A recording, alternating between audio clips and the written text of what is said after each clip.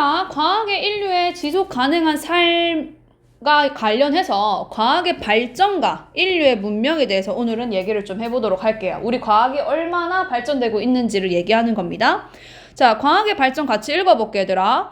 과학적 탐구로 발견한 과학 원리를 이용해서 기술을 발달시키고 기기를 발명하고 있죠. 쌤이 진짜 집에서 건조기를 사용하는데 너무 편해, 얘들아. 건조기가 뭐 하는 거야? 우리 빨래 같은 거를 행거에 안 걸고 그냥 건조기 돌리면 다 말려서 나오잖아. 그게 진짜 너무 편하단 말이야. 로봇 청소기가 요새는 그냥 안방 청소해줘 하면 걔가 안방을 돌려주고 작은 방 청소해줘 하면 작은 방도 돌려주잖아. 맞지? 그래서 얼마나 과학이 발전돼서 우리가 편해지고 있는가라는 거야. 자, 그래서 과학 원리, 기술, 기기는 서로 영향을 주고받고 있습니다. 순수 과학이 이제 공업적인 거에 영향을 미치기도 하고 어떤 산업의 형태가 또 서로 영향을 주기도 한다. 그리고 이 과학의 원리는 기술, 공학, 예술, 수학 여러 분야랑 융합을 하면서 같이 발전이 되게 됩니다. 예를 들면 이렇게 빛 아트라는 걸 통해서 우리가 미디어 아트 같은 걸 할 수도 있겠죠. 이것도 과학과 예술의 콜라보레이션이라 볼 수 있겠지. 됐나? 자, 그런데 우리가 과학의 발전이 인류 문명에 어떤 영향을 미쳤는지 한번 얘기를 해보자. 과학의 원리를 발견을 했었는데 옛날 사람들은 지구가 중심이라고 얘기했어. 지구 주위를 모든 것이 돌고 있다라고 얘기를 했거든. 태양도 마찬가지로. 지구가 가만히 있고 태양이 돌고 있기 때문에 태양이 지고 뜬다고 표현했었는데 사실은 태양이 중심에 있다라는 것들을 발견하게 된 거지. 그래서 지구가 태양 주위를 돌고 있다는 주장으로 지구가 우주의 중심이라고 생각했던 옛날 생각을 바꾸게 된 겁니다. 자, 그리고 백신이 개발되게 되면 우리가 코로나 바이러스 백신 같은 거 주사를 맞죠. 그래서 코로나에 걸리기 전에 예방을 함으로써 그 질병에 대한 면역을 한 번 더 내 몸에서 치를 수 있도록 해주는 거. 그래서 백신은 얘들아 치료제가 아니고 예방을 위한 거야. 오케이?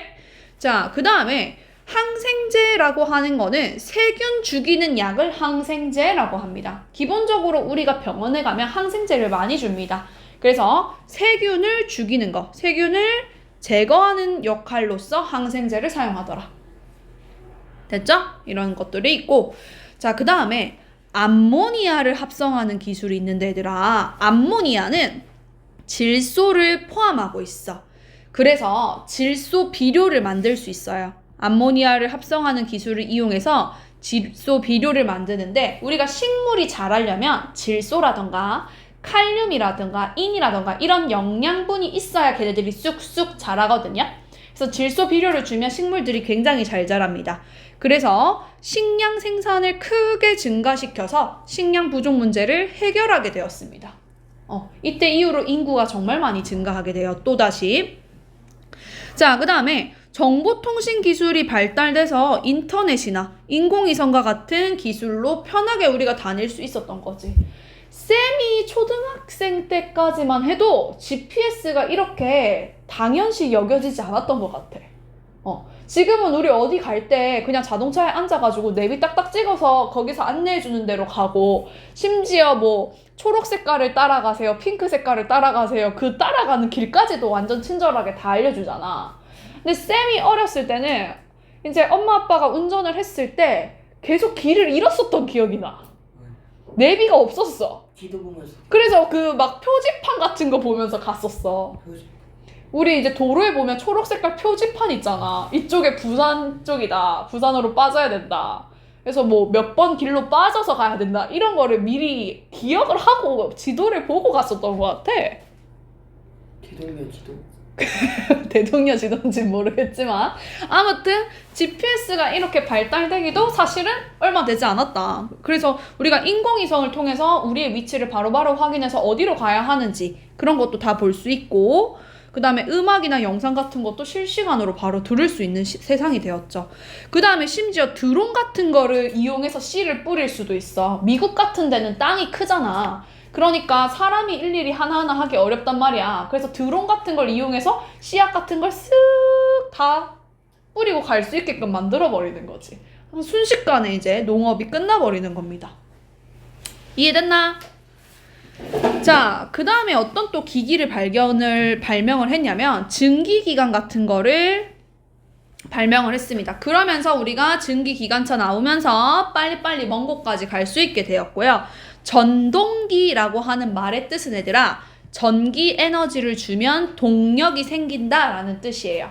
그래서 예를 들면은 선풍기, 세탁기 이런 것들 내가 전기 에너지를 주면 빙빙빙 돌아가잖아. 그 다음에 전기 자동차 같은 것도 마찬가지죠. 이런 게 전동기라고 말하는 거고요. 그 다음에 고속열차 같은 교통수단의 발달로 우리 생활의 영역이 굉장히 넓어졌죠. 됐나? 그래서 우리 인류가 이렇게 발전되고 있다라는 내용입니다. 심지어 요새 이제 우리들의 세상은 첨단 과학 기술이 발달되는 세상이란 말이야. 그래서 인공지능, 증강현실, 첨단 바이오, 그 다음에 사물 인터넷, 나노 기술 이런 것들이 이제 있는 세상인데요. 그게 뭐냐면 얘들아 오른쪽 날개에 적혀져 있어. 자, 오른쪽 날개 요 내용들을 조금 정의는 뭔지는 알고 있어야 되니까 우리가 인공지능은 뭐냐면 그러니까 이게 실제 뇌는 아닌데 마치 얘가 뇌처럼 학습을 하는 거야. 진짜 우리가 인공지능을 통해서 걔를 키우고 있는 느낌인 거야. 공부를 시키는 거지. 판단할 수 있게 자료를 이제 정리하고 말할 수 있게 챗GPT라고 생각하시면 되겠죠. 그리고 챗GPT도 약간 너네가 뭔가 말을 하면 너네가 입력한 데이터에 맞춰서 맞춤형으로 너네한테 뭔가 응답을 해준단 말이야. 그래서 어떤 사람은 조금 위로를 원하는 사람한테는 위로의 맞춤형으로 피드백이 오고 막 그렇게 되거든. 그래서 컴퓨터가 학습을 하고 그 일을 처리할 수 있게 하는 것이 바로 인공지능이라고 보시면 되겠습니다. 그래서 자율주행 자동차 같은 거 이럴 때는 이렇게 가야 한다. 그 다음 개인 맞춤형 문제를 제작하고 길 안내 로봇 이런 것들이 인공지능을 활용하게 된다라는 거고요. 그 다음 두 번째는 증강현실이 있습니다. 증강현실은 일단은 현실 세계가 있어. 예를 들어 우리가 이 교실이라고 하는 현실 세계가 있잖아. 이 교실을 그대로 본따 가지고 내가 가구를 이렇게 배치해볼까? 저렇게 배치해볼까? 이렇게 해보는 거야. 우리가 한샘 같은 데 가면 이거 해줘. 한샘이 뭐예요? 한샘 브랜드 몰라 너가? 가구 브랜드? 그런데 가잖아? 그런데 가면은 이제 아파트 모양 도면이 싹 떠. 그 상태에서 가구를 어떻게 배치할지 그 모양을 보여준단 말이야. 그러니까 얘는 예를 들어 너네가 롤을 하는 것처럼 가상의 세계가 있는 대로 들어가는 게 아니고 현실 세계가 이미 있는 거에다가 이제 가구 배치나 이런 것들을 해보는 거. 그게 증강현실이야. 뭔 말인지 이해됐나? 그래서 현실 세계에 가상의 정보가 실제로 존재하는 것처럼 해보이게 하는 기술을 증강기술이라고 한다. 예를 들면 실제 공간이 있는데 거기에 가상으로 가구를 배치해보는 애플리케이션 같은 것들이 증강현실이다. 됐죠? 자, 그 다음에 첨단 바이오. 첨단 바이오. 이거는 생물의 유전 정보를 이용해서 유용한 물질을 생산하는 기술. 얘는 이런 유전자를 갖고 있어서 벌레가 이 식물을 잡아먹지 않네? 그러면 그 식물의 유전자를 우리가 활용해서 어떤 새로운 물질을 생산한다던가 그런 것들이 있을 수가 있겠다. 자, 그 다음에 사물 인터넷. 우리 주변의 모든 사물을 인터넷으로 연결하는 기술입니다. 예를 들면 우리가 엄마가 핸드폰만으로도 집에 있는 세탁기를 돌아가게 할 수 있어요. 그리고 그냥 밖에서 있을 때 지금 남편이 세탁기를 돌렸네, 아직 안 돌렸네, 설거지를 하고 있네, 이런 게 다 인터넷으로 뜹니다. 기계가 작동 중이라는 게. 그래서 뭐 세탁기, 냉장고 이런 거에 이제 스마트폰 연결, 인터넷이 되어져 있는 것을 사물 인터넷이라고 말합니다. 그래서 쌤이 아까 얘기한 로봇 청소기 같은 것도 거실 청소해줘, 뭐 해줘, 이렇게 지금 핸드폰 애플리케이션으로 하잖아. 다 사물 인터넷을 이용한 거죠. 이미 지금도 있어요. 지금 그렇게 하고 있어. 요새 새로 나온 제품들은 다 그렇게 됩니다. 자, 그 다음에 이제 나노 기술 보겠습니다. 나노 기술이라는 건 물질을 나노미터. 자, 요거 조금 어려울 수 있는데 얘들아, 나노는 10의 마이너스 9승이라는 거 너네 무슨 말인지 알아? 이건 뭐냐면 마이너스 9승.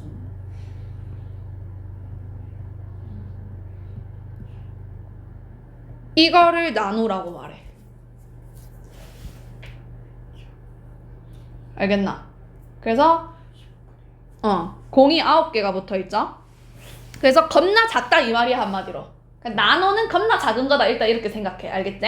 그래서 엄청 작게 만들어서 할 수 있다. 그래서 예를 들면은 나노 입자 크기의 백신이라던가 항암제 같은 물질을 만들어서 내 몸의 세포 안으로 잘 충분히 들어갈 수 있도록 만들어주는 기술이 있다라는 겁니다.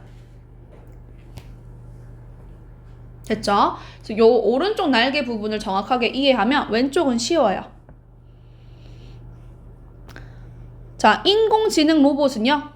인공지능을 활용한 로봇을 말한다. 그래서 센서에 감지되는 정보로 상황에 맞는 행동을 스스로 배우고 실행할 수 있고, 양자 컴퓨터는 겁나 큰 컴퓨터, 그래서 엄청 복잡한 암호도 굉장히 빠른 시간에 풀 수 있을 걸로 예측되는 컴퓨터입니다.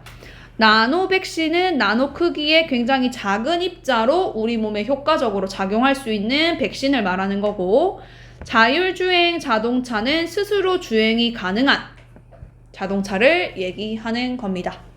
되셨습니까? 자, 요 내용은 우리 인류가 정말 이렇게 발전되고 있구나. 너네가 살아가는 세상은 이거보다 더 발전되어 있을 거야. AI가 지배하는 세상이 되어 있을 테니까. 맞지? 자, 그럼 11쪽 풀어볼게요.